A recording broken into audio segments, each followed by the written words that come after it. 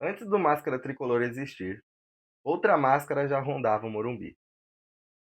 Uma máscara branca, fria, sem expressão. Ela pertencia a um personagem que podia cair, desaparecer e ser dado como morto, mas sempre encontrava uma maneira de voltar. E por algum motivo, a torcida do São Paulo olhou para aquele monstro do cinema e pensou: esse aí entende a gente.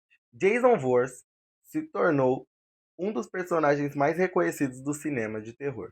Ao longo da franquia da Sexta-feira 13, ele ficou conhecido por uma característica simples: Jason nunca permanecia morto por muito tempo. Quando alguém acreditava que o perigo havia acabado, ele voltava. Curiosamente, a famosa máscara de hóquei não aparece no primeiro filme. Ela virou parte do visual do personagem apenas no terceiro longa.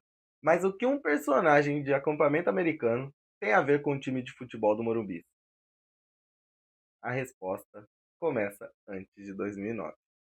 O São Paulo era bicampeão brasileiro, mas a busca pelo terceiro título consecutivo parecia ter acabado. Depois de uma derrota para o Grêmio no começo do segundo turno, o tricolor ficou 11 pontos atrás da liderança.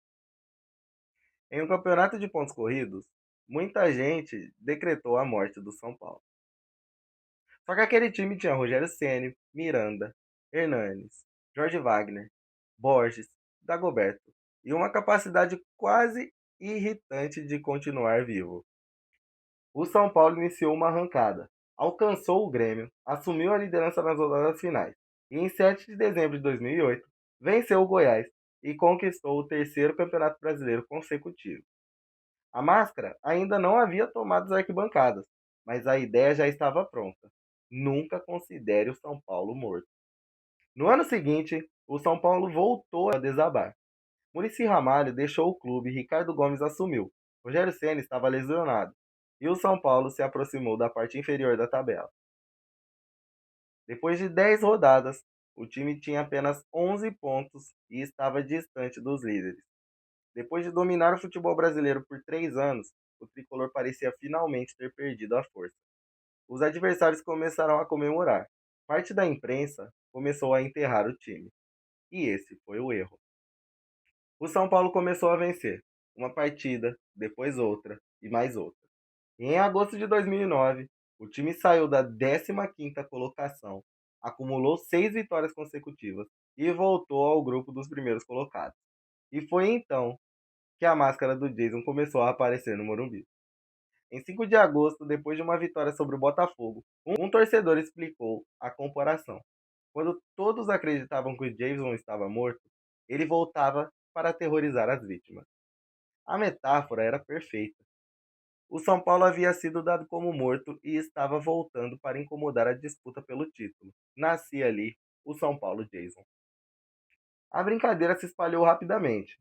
Os torcedores levaram as máscaras, apareceram faixas, bandeiras e produtos. O personagem deixou de ser uma piada isolada e virou um símbolo da reação tricolor. A mensagem para os adversários era simples: vocês comemoram cedo demais. O próprio clube adotou o apelido, aproveitou a força da história. Só que o crescimento da Jason Mania provocou uma situação inesperada.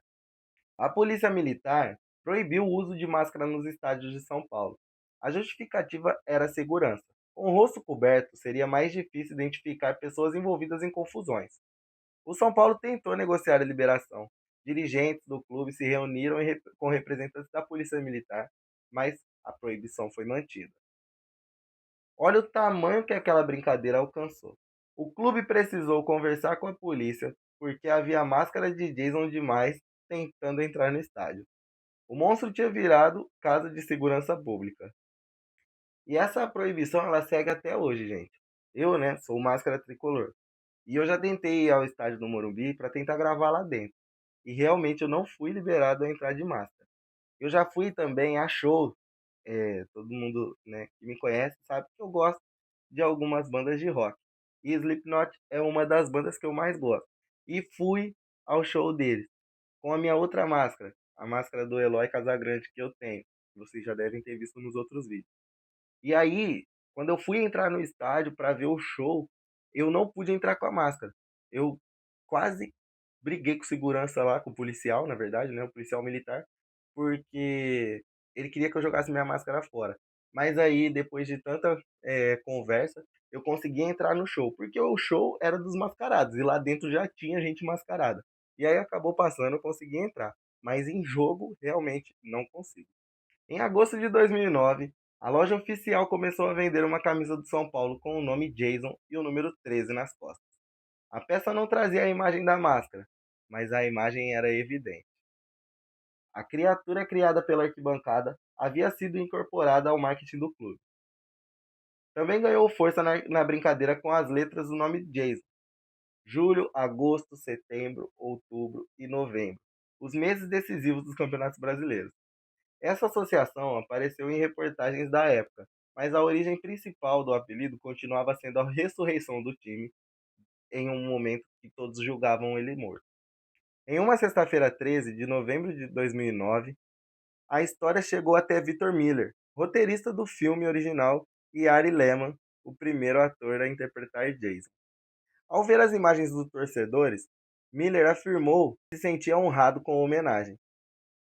Ari Lehman foi ainda mais direto. Jason torce para o São Paulo. Não foi um torcedor aleatório que falou isso. Foi o primeiro Jason do cinema. Portanto, qualquer outro clube que tente roubar o personagem precisa apresentar documentação assinada por Crystal Lake. Existe uma parte interessante dessa história e importante que não pode ser escondida. O São Paulo não conquistou o Brasileiro de 2009. Terminou em terceiro colocado e o título ficou com o Flamengo.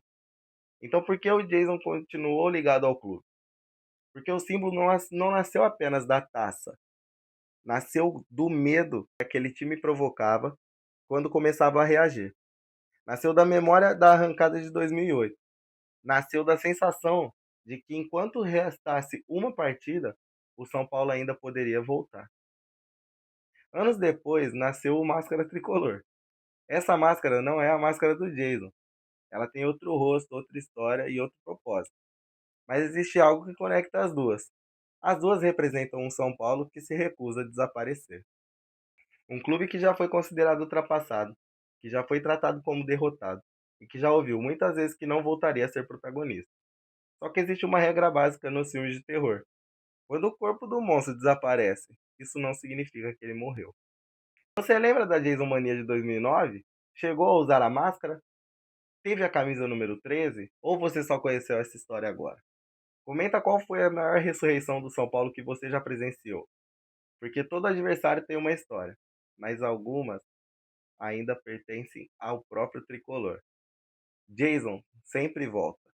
E o São Paulo também.